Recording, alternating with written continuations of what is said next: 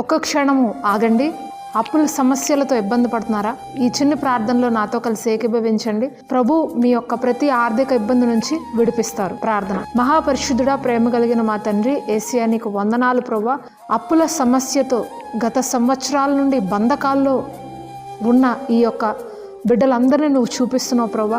ప్రతి బంధకము నుంచి నజరేయుడైన యేసు నామంలో విడిపించుచున్నాము ప్రభా. నువ్వు బీద విధవరాల్ని ఆశీర్వదించినప్పుడు ఆమె యొక్క తొట్టిలో పిండి తక్కువ కాలేదు, ఆమె బుడ్డలో నూనె అయిపోలేదు అని నువ్వు వాగ్దానం చేస్తున్నావు. క్రీస్తేసు మహిమైశ్వర్యంలో వీరి యొక్క ప్రతి అవసరమును తీర్చుదువుగాక నజరేయుడైన యేసు నామంలో. వీరి అప్పులను కొట్టివేయుచున్నాము యేసుక్రీస్తు నామంలో.